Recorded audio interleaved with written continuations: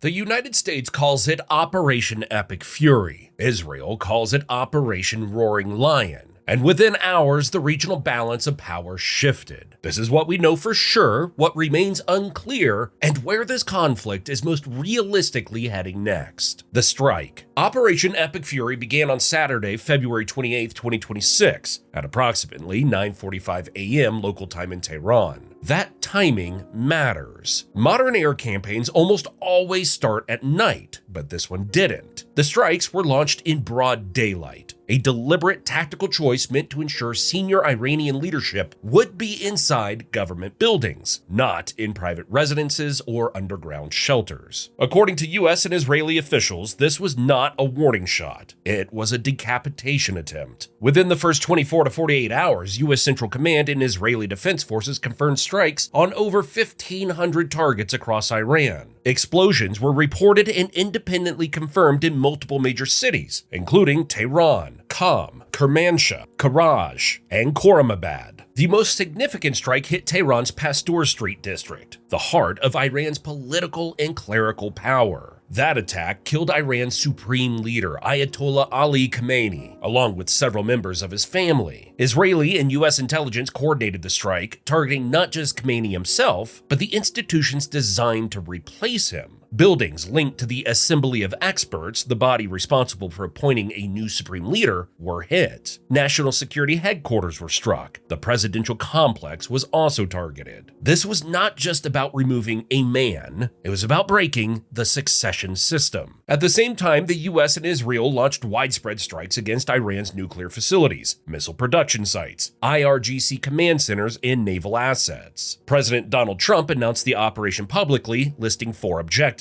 Prevent Iran from acquiring a nuclear weapon, destroy Iran's ballistic missile arsenal, degrade Iran's proxy networks, and destroy the Iranian Navy. Trump also explicitly called on the Iranian population to overthrow the regime, making regime change an open, stated goal. Israel's prime minister framed the operation as necessary to remove what he called an existential threat. This was not limited war, it was strategic escalation. CENTCOM's wording made clear this wasn't meant to be a one-off strike. Officials described Operation Epic Fury as an operation that had commenced, not concluded. Language typically used when follow-on waves are expected. The White House reinforced that message. In a March 1st statement, the administration framed the operation not just as deterrence, but as an effort to break Iran's ability to threaten the region and force a political end state. That kind of public framing makes rapid de-escalation harder, because backing down now would look like a reversal rather than restraint. The firepower. The scale of force involved is the largest U.S. regional deployment since 2003. On the American side, assets included B-2 stealth bombers, F-22 and F-35 fighters, Tomahawk cruise missiles, and HIMARS rocket systems. At sea, both the USS Gerald R. Ford and USS Abraham Lincoln carrier strike groups were operating in the region. One of the most notable elements was the first ever combat use of Lucas drones, low-cost, uncrewed combat attack systems. These are one-way attack drones, conceptually similar to Iran's own Shahed drones, but produced at scale by the US military. They were used heavily in the opening waves to overwhelm air defenses, radar sites, and soft targets. Iran did respond.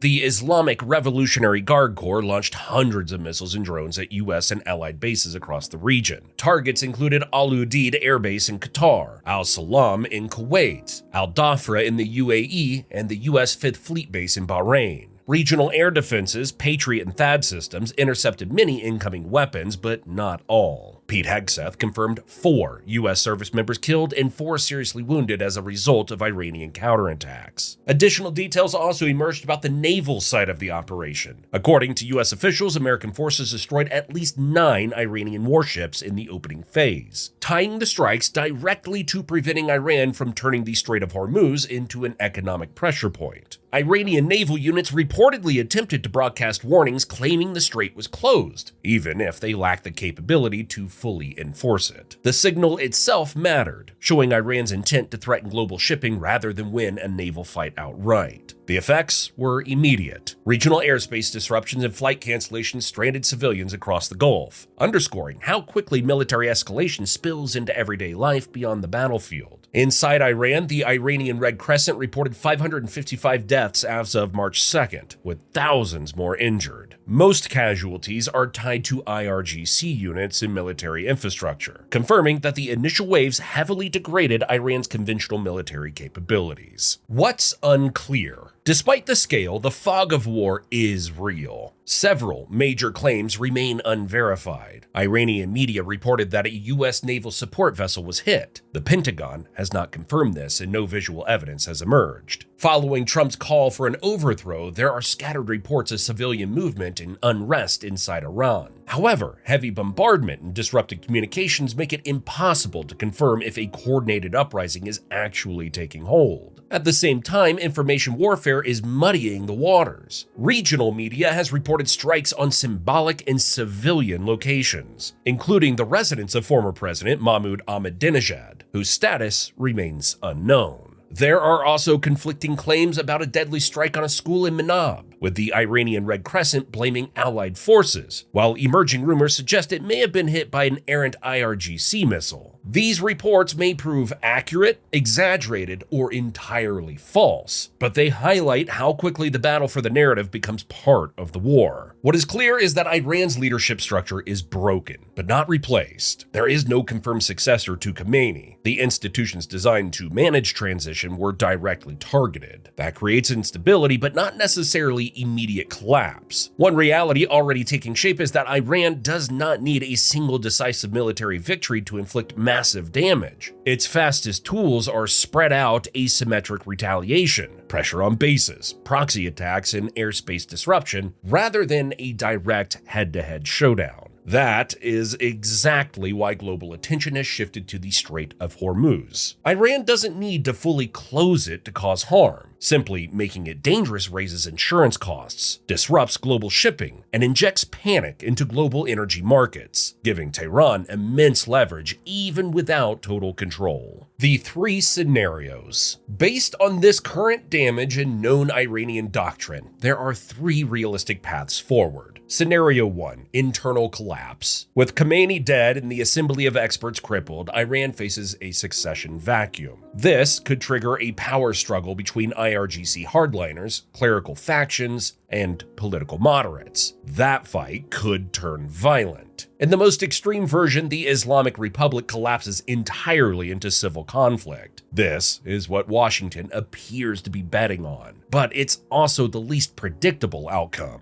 Scenario 2, regional explosion. Facing existential threat, surviving Iranian commanders may activate the full axis of resistance. That means Hezbollah in Lebanon, Houthis in Yemen, and Shiite militias in Iraq and Syria launching large-scale attacks. Israel appears to be preparing for this. It has already mobilized 100,000 reservists, a clear signal that a multi-front war is expected. This scenario drags the region into sustained conflict and forces U.S. and Israeli ground commitments far beyond what has already occurred. Scenario 3, global shock. If Iran's navy is destroyed, surviving IRGC units may attempt to mine or partially blockade the Strait of Hormuz. Roughly 20% of the world's oil supply moves through that narrow passage. Even partial disruption would spike global energy prices and force international naval intervention. This is Iran's strongest remaining leverage. So the question is whether Iran collapses internally, explodes regionally, or disrupts the global economy to survive. And the most dangerous part is this: none of those outcomes are fully controllable. This is not the end of the story. It's the moment the story becomes unpredictable. If you want to see what would happen if World War III took place now, watch the video you now see on your screen. Thanks for watching.